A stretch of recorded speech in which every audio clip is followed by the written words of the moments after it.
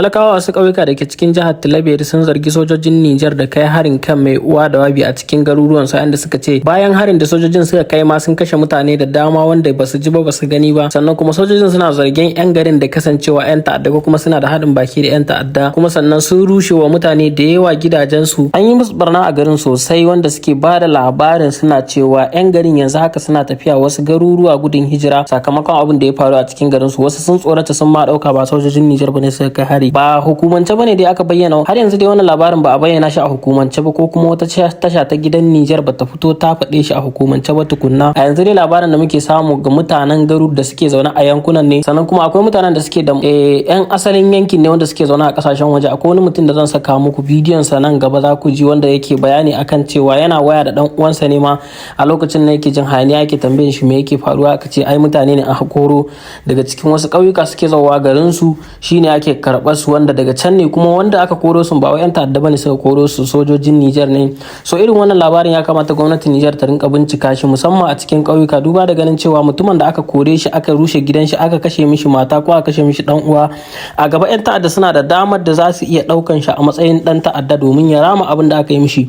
Kuma za a iya amfani da mutanen da aka yi wa irin wannan barnar domin su tsani sojoji, a kai su a sa su aikin ta'addanci har su rinka zuwa suna kashe sojoji. Domin ko sojan kasar ka shine ya kai maka hari, ya kashe maka dan uwa, ya kashe maka mata, ya kan mai uwa da wabi a matsayin yana zargin ka da kasancewa dan ta'adda.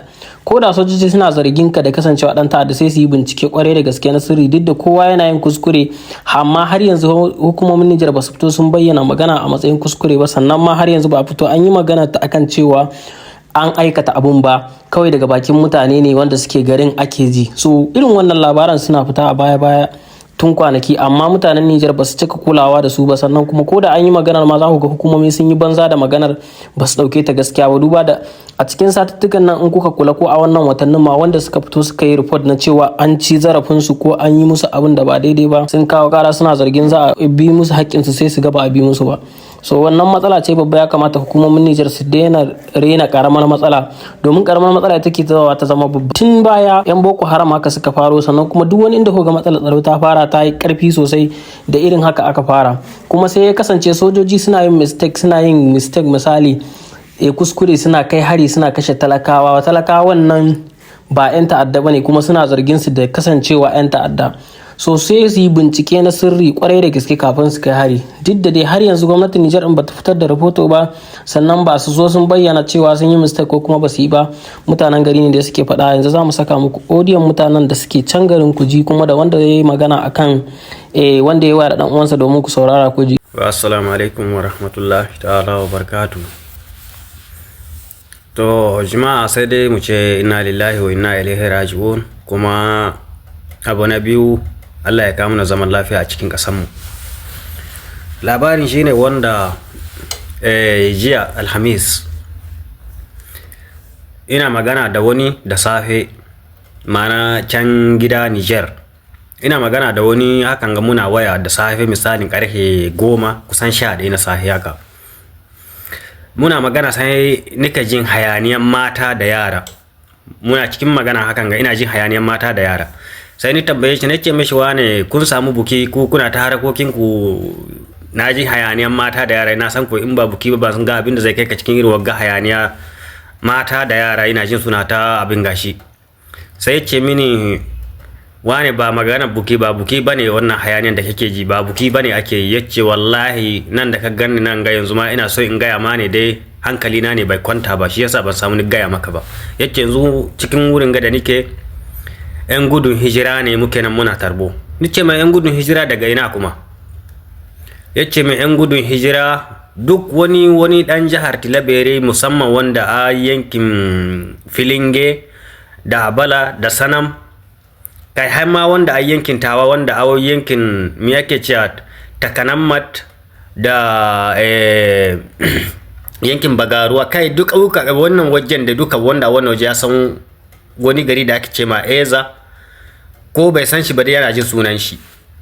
Lanna ba karamin gari bane, kuma gari ne wanda ya shahara, kamar yana cikin magangama ne hakan, kamar tsakankanin waɗannan jiha biyu ke, tsakanin jihar Talabiri da Tawa ina Eza take.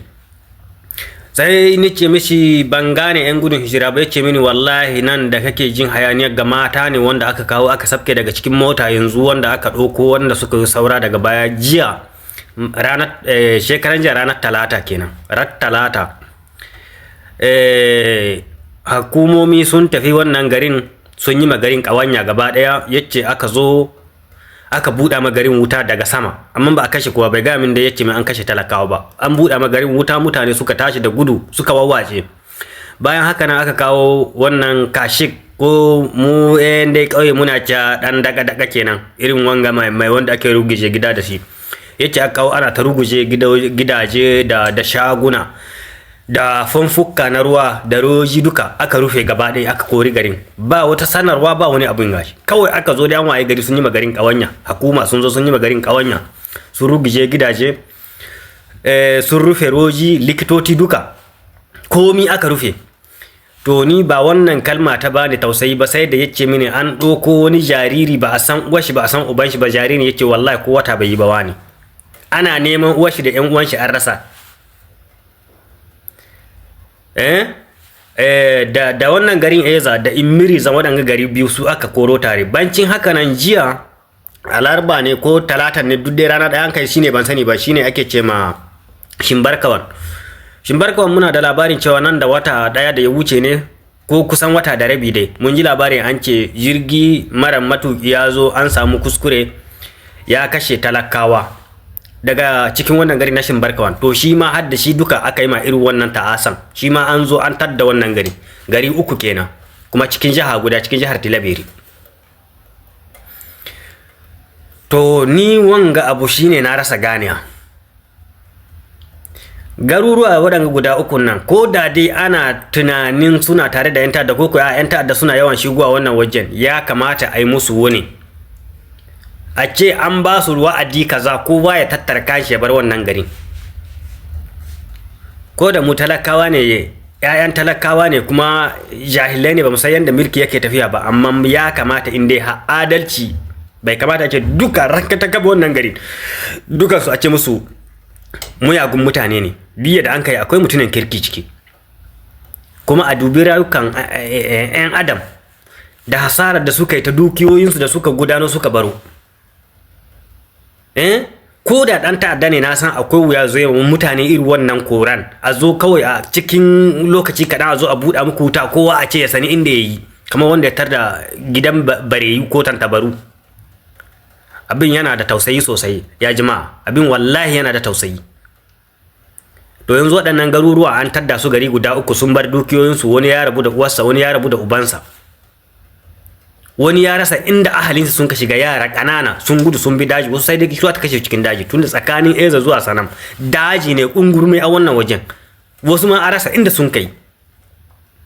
Yan maza Imirizan wasu sun gudu sun fada cikin dajin Tagujar, na san wasu sun san Tagujar, wasu sun zo cikin dajin me ake tsakanin Belohi, Tajinono, Asamiya, Takashaula, wasu duk sun faɗo cikin wannan dazuka yau duka suna cike da mutanen Eza. Wanda na yi magana da shi ya ce min wannan yaron karamin wanda ake ta neman uwasti, yaron da ko wata bai ba, cikin garin Belohi aka zo ana talla wannan, ana tarare da wannan yaro, ana neman yan uwan shi an rasa. Turrar Talata mutane ake ɗauko, hajjiya Alhamis Turrar Talata mutane ake ɗauko, ana tarbuwa cikin daji, mata da yara ana ɗauko su ɗai ana haɗuwa da su cikin daji, ana ɗauko tsakanin Imirizan da Eza. Mutane sun wake sun bi daji, wasu an rasa inda sun kai, wasu sun yi intaka ne, wasu sun yi kai, an rasa da inda mutane duka sun wawace, kamar garin Eza babban gari. Sama da mutum miliyan 2 a ce an zo cikin awa ɗaya an ruguza wannan garin, an wawwatsa mutanen shi, ba wani labari, ba wata sanarwa. Assalamu alaikum warahmatullahi. To gashi nan kamar yadda kuke gani akan bayanin da na yi da magana Eza, bidiyo na biyu ne wanga. Ina gaida kowa da sunan shi. Al'amarin da ya kasance da garin mutanen Eza karkarar Sanam, ga sunan kuna ga daga saman ga abin da ya wakana ga al'ummar jama'a karkarar Sanam, ga su mutane kuna gani, ga sunan gidajen da an kawo shi, wasu gidaje wa da kayayyakin su duk komai da komai na daga cikin an kawo shi gidajen. Wani ma in ma mai gida ya tsorata ya bar iyalin ciki, an biyo an washe gidan. yanzu adadin mutanen da a cikin daji ba a san wasu ba sai inda suke ba. Mata da cikakka wasu ma sun aihu ga hanya. Wanga tuna asiri da me yayi kama. Jini an tashi da mutane ana mutane uzurin su don kwashe kayan su amma an tura kayan su da komai an ruguje an kore su. Cikin ɗarin ga wani yakon cikin daji bai da ko abin tuwa ba abinci babu ruwa an washe rijiya kudi ba al'amarin da an kai wa. To kun ga dai gashi nan dai komai ya kamata in za ka yi bayani ka kawo shaidar ka da meye da meye. To wannan kun ga dai garin na Ezan kenan wanda na yi magana wanga shine bidiyo na karo na biyu akan bayanin da na yi ɗazu. Wanda nake na yi waya da wani gida jiya yana bani labari. To gashi a zahiri wallahi wannan macin yau suna cikin tashi hankali har ma garuruwan na kusan wannan wurin duka suna cikin tsoro yau. To amma dai yanzu abinda zamu mu duka yanzu an bar ma Allah komi. Kuma magana ta biyu ya kamata yan Nijar su yi bayani akan wannan abubuwan don gaskiya fa wallahi akwai matsala ba abin ba wasa bane. Akwai wasu bi dukkan yan gansu baka ya kallon su mata da yara cikin daji suna samame kawai suna tafi ba san inda za su ba. Allah samu dace.